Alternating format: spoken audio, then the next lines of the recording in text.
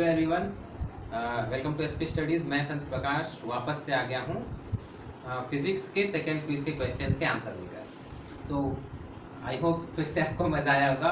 और चलिए बिना देरी किए शुरू करते हैं। पहला क्वेश्चन आपको बोर्ड में दिख रहा होगा कि तीन प्रतिरोधक हैं P, Q और S।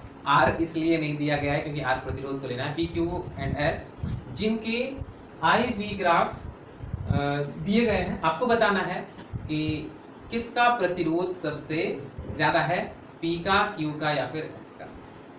तो ये बहुत इजी होता अगर यहाँ पे VI ग्राफ होता, ठीक है, क्योंकि VI ग्राफ का जो ढाल है, ठीक है, ऐसे ढाल यानी कि स्लोप tan थीटा के टर्म्स में डिफाइन होता है। लेकिन आपको इसे नहीं जानना है, बस ये समझ लीजिए कि जो ग्राफ ज्यादा खड़ा है, ठीक है, उसका ढाल ज्यादा है, और जो ग्राफ ज्यादा लेटी हुई है, ठीक है, ये इसका ढाल कम है, इसका ढाल ज्यादा है। तो रियल लाइफ में भी आप ढाल समझते ही होंगे। कोई चीज ज्यादा खड़ी है तो हम लोग बोलेंगे इसका ढाल ज्यादा है ना। इसका ये जो पहला ग्राफ है, इसका ढाल बराबर होता है y एक्सिस में जो राशि है बटे x एक्सिस में जो राशि है। तो ये जो ग्राफ है P का, उसका ढाल इज इक्वल टू हो जाएगा I बाई V। तो आपको पता है कि V बाय I क्या होता है, R होता है। तो I बाय V क्या होगा, 1 बाय R होगा।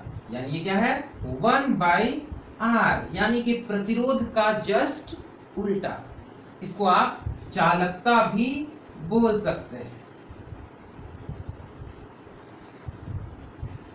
जो कि आप चालकता भी कह सकते हैं, ठीक है। इसका मतलब कि यहाँ पे जो ग्राफ P, Q और S के आपको दिख रहे हैं, जो कि IV ग्राफ है, IV ग्राफ किसको दर्शा रहा है, चालकता को। और अगर VI ग्राफ होता तो VI ग्राफ यानी कि V Y एक्सिस पे होता और I X एक्सिस पे होती, तो उसका ढाल होता V बाई I, जो कि होता प्रतिरोध ना। यहाँ पे उल्टा है, तो इसका मतलब ये किसको दर्शा रहा है, चालकता को दर्शा रहा है। और यहाँ पर सबसे ज्यादा ढाल P का है, यानी P की चालकता सबसे ज्यादा है, और S की ढाल सबसे कम है, तो S की चालकता सबसे कम है, और चालकता जिसकी कम होगी प्रतिरोध उसका ज्यादा होगा ना। इसलिए S का प्रतिरोध सबसे ज्यादा है, ठीक है। नाउ नेक्स्ट क्वेश्चन आपके सामने है कि किसी पदार्थ का VI ग्राफ दो टेम्परेचर्स पर, एक 30 डिग्री सेल्सियस पर और एक 50 डिग्री सेल्सियस पर दिया गया है। आपको पदार्थ की प्रकृति बताइए, हाउ टू डू दैट। देखिए यहाँ से आपको क्या इंफॉर्मेशन मिलता है कि ये VI ग्राफ, जैसा कि मैंने पिछले क्वेश्चन में बताया था कि किसी पदार्थ का VI ग्राफ यानी कि वोल्टेज करंट ग्राफ का ढाल उसका प्रतिरोध के बारे में बताता है ना। इस पदार्थ में जो इसका VI ग्राफ है वो 30 डिग्री सेल्सियस पर उसका ढाल ज्यादा है और 50 डिग्री सेल्सियस पर उसका ढाल कम है। इससे आपको पता चल रहा है कि इस पदार्थ का जो प्रतिरोध है वो टेम्परेचर के बढ़ने के साथ घट रहा है, क्योंकि इसका VI ग्राफ का ढाल 30 डिग्री सेल्सियस पर ज्यादा है और 50 डिग्री सेल्सियस पर कम है, विच मीन्स कि इसका प्रतिरोध 30 डिग्री सेल्सियस पर ज्यादा है और 50 डिग्री सेल्सियस पर कम है।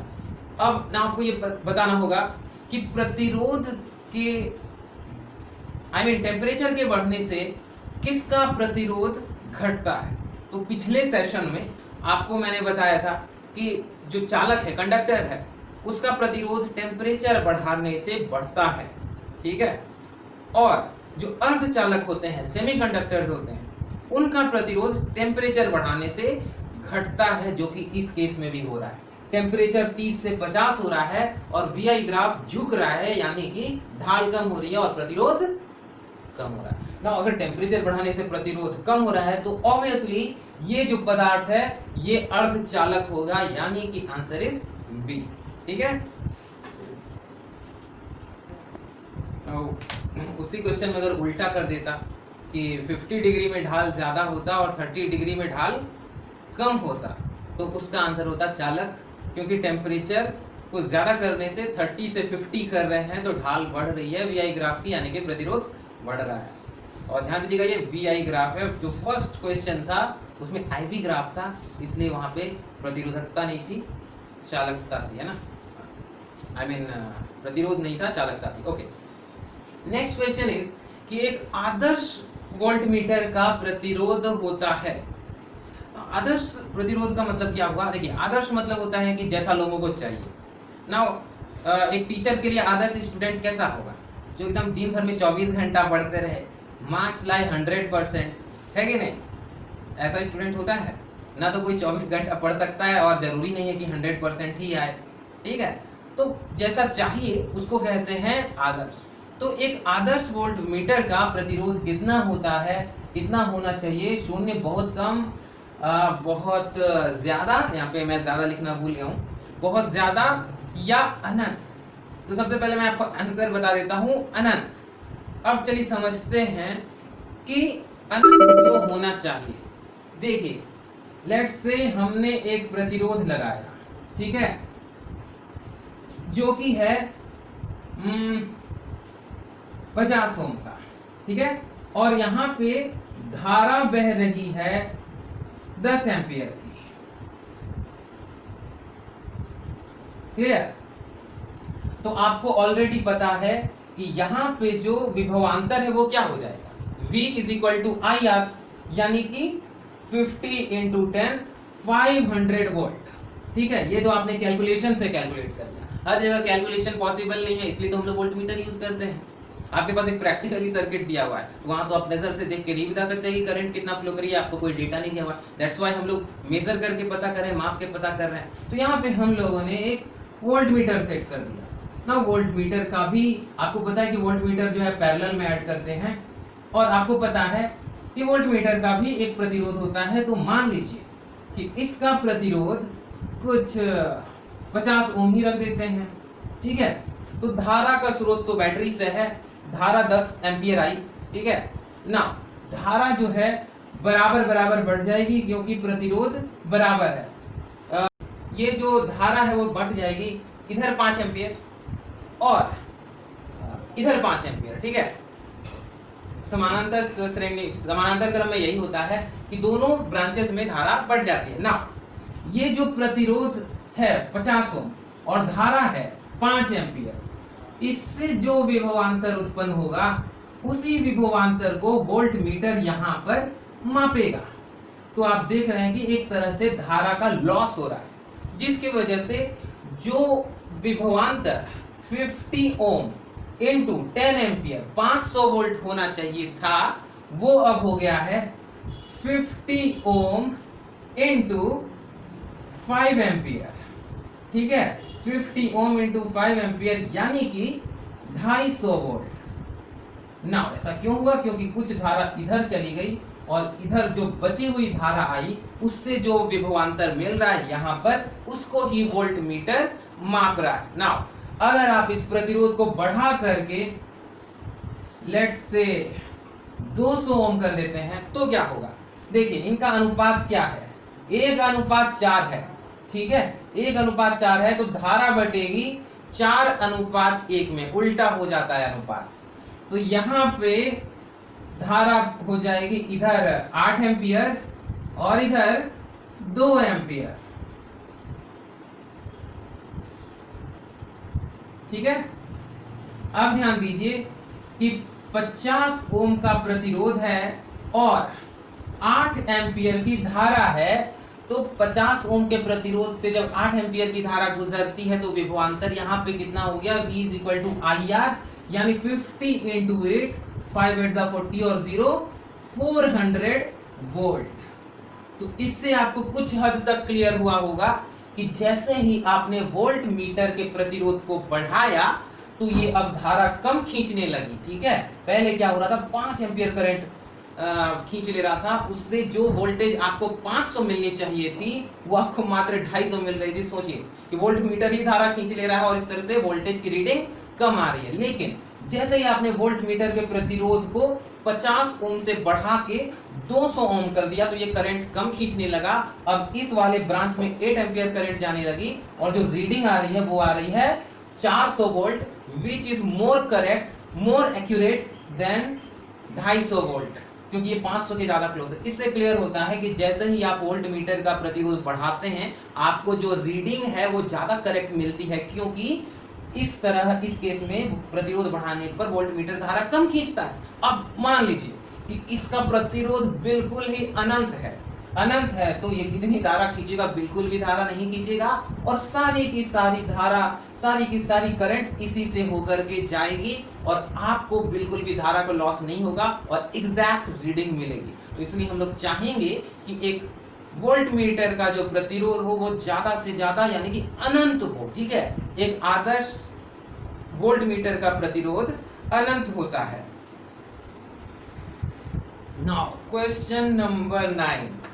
माय गॉड, इतना भारी भरकम फिगर है, लेकिन एक कहावत है, खोदा पहाड़ निकली चुंगिया, बिल्कुल इसी कहावत को ये चरितार्थ करता है। ये क्वेश्चन बिल्कुल देखने में डिफिकल्ट है, लेकिन इससे लॉलीपॉप क्वेश्चन स्टूडेंट के लिए नहीं हो सकता। देखते हैं कि कितना इसका ए और बी के बीच समतुल्य प्रतिरोध आता है। यहाँ पर मैं मान के चल रहा हूँ कि आपको समतुल्य प्रतिरोध निकालना समानांतर क्रम में और श्रेणी क्रम में आता है। मैं बस इसको सॉल्व करूंगा। देखिए, यहाँ से करंट निकली और 3 ब्रांचेस में बटी। ठीक है, नाउ ये वाले ब्रांच में आप देखिएगा तो ये 1 ओम से होके गई और फिर इस वाले 1 ओम से होके गुजरी। तो जब दो प्रतिरोधों से एक ही धारा गुजरती है तो वो दोनों प्रतिरोध श्रेणी क्रम में होते हैं। ठीक है, तो ये और ये श्रेणी क्रम में है और श्रेणी क्रम में होने पर समतुल्य प्रतिरोध निकालने के लिए जस्ट प्रतिरोधों को जोड़ दिया जाता है। तो यहाँ इन दोनों का समतुल्य प्रतिरोध हो जाएगा 1 और 1 2। नाउ ये दोनों मिला करके 2 ओम हो गया, तो मैं इसको शो कर देता हूं 2 एज 2 ओम। ठीक है, ये हो गया आपका 2। नाउ ये आपको ये दोनों क्लियरली 2 ओम और 2 ओम समानांतर में लग रहे हैं क्योंकि ये दोनों इसी पॉइंट से जुड़े हैं और ये दोनों सेम पॉइंट से जुड़े हैं। इधर भी सेम पॉइंट और इधर भी सेम पॉइंट, यानी कि ये दोनों के बीच का पोटेंशियल डिफरेंस सेम है। नाउ इतने क्लैरिफिकेशन की जरूरत नहीं है, ये देख के ही क्लियर हो जा रहा होगा, राइट। तो आपको पता है कि 2 ओम अगर समानांतर में जुड़े हों तो उनका समतुल्य प्रतिरोध हो जाएगा 1 ओम। ठीक है, अगर R प्रतिरोध के प्रतिरोधक N प्रतिरोधक समानांतर में जुड़े हों तो उनका समतुल्य प्रतिरोध होता है R/N। याद रखिएगा, ये फॉर्मूला तभी लागू होगा जब सब के सब प्रतिरोधकों का प्रतिरोध R ही होगा। तो यहाँ पर 2 हैं और दोनों का 2 ही है, तो समतुल्य प्रतिरोध हो जाएगा 2 और कितने हैं गिनके 1 2, तो 2/2 हो जाता है 1। यानी कि इनका, इसका और इसका समतुल्य प्रतिरोध है 1। तो चलिए इसको 1 कर देते हैं, दोनों को मिला करके अब ये हो गया 1।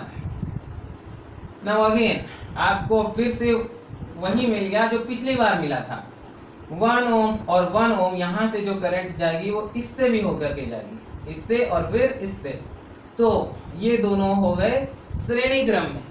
तो 1 ओम और 1 ओम अगेन 2 ओम हो गया। तो दोबारा से आपको 2 ओम और 2 ओम समानांतर क्रम में मिल गए, 2 ओम और 2 ओम समानांतर में क्रम में मिल गए, तो इनका समतुल्य प्रतिरोध अगेन 2/2 यानी कि 1 ओम हो जाएगा। ये हो गया 1 ओम। अब अगेन देखिए 1 ओम 1 ओम 2 ओम हो गया। आई एम सॉरी गाइस, ये थोड़ा सा डायग्राम बनाने में मिस्टेक हो गया है, तो ये 1 ओम यहाँ पर नहीं है, यहाँ पर ये डायरेक्टली ये वाला जो 1 ओम मैंने एक्स्ट्रा बनाया था गलती से, ये 1 ओम होगा। Now it is accurate, I mean it is correct. देखिए ये जो करंट निकल रही है ओके, तो ये 1 ओम होगा और ये इससे होने के बाद इधर जाएगी, तो ये दोनों श्रेणी क्रम में हुए। जो करंट यहाँ से निकली वो फिर इससे होके जाएगी, तो ये दोनों श्रेणी क्रम में जुड़े हुए हैं और 1 ओम और 1 ओम श्रेणी क्रम में कितना हो जाएगा 2 ओम हो जाएगा, जिसको कि आप रिप्लेस करके 2 ओम लिख सकते हैं। तो ये अगेन 2 ओम और 2 ओम समानांतर में आ गए और समानांतर में 2 ओम और 2 ओम कितना होगा 1 ओम हो जाएगा।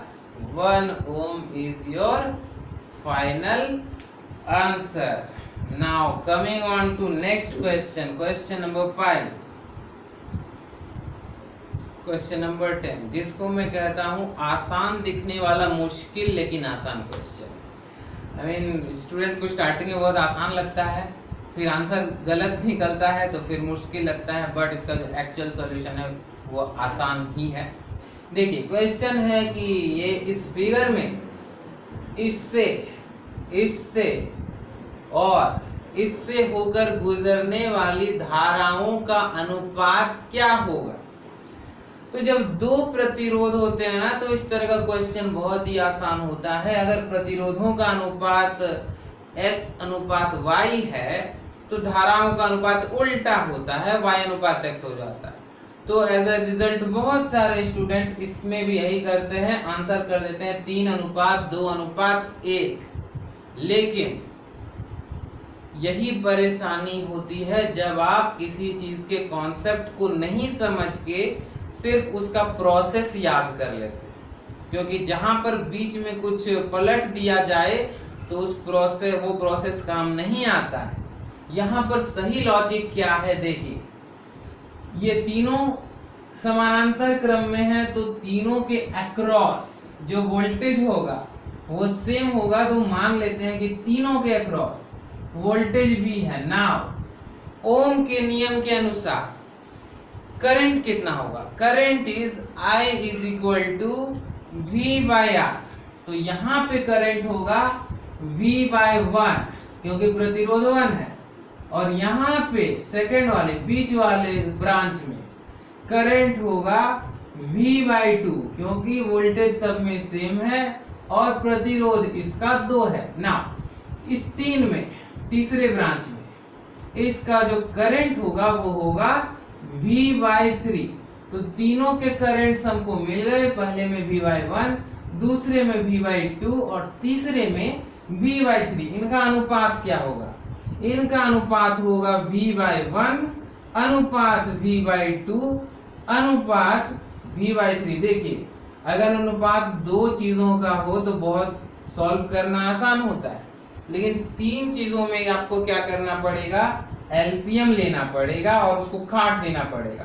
तो 3 और 2 और 1 का एलसीएम होता है 6, तो तीनों को आप 6 बना दीजिए। आप आई होप आपको दिख रहा होगा, 6 बना दिया तीनों का डिनोमिनेटर को। अब देखिए 1 है, इसको 6 बनाने के लिए 6 से मल्टीप्लाई किया, तो ऊपर भी आपको 6 से मल्टीप्लाई करना होगा, जैसा कि फ्रैक्शन को जोड़ते समय करते हैं। इसको समतुल्य भिन्न हम लोग बना रहे हैं, इक्विवेलेंट फ्रैक्शन। तीनों का डिनोमिनेटर 6 करना है, तो इसका 6 करने के लिए ऊपर भी 6 करना होगा। ये ऑलरेडी 2 है तो 6 बनाने के लिए 3 से मल्टीप्लाई करेंगे तो यहाँ 3 भी हो जाएगा, और यहाँ पर हो जाएगा आपका 3 ऑलरेडी है, हो जाएगा 2 भी। जो जो चीज सेम है वो कैंसिल हो जाएगा, 6 कैंसिल हो गया, V कैंसिल हो गया। आपको जो रेशियो मिला वो मिल गया 6:3:2 जो कि है ऑप्शन सी। ठीक है, तो इस तरह से आपको सॉल्व करना। आई होप आप एंजॉय किए होंगे। तो फिर मिलते हैं अगले सेशन में। Thanks for watching.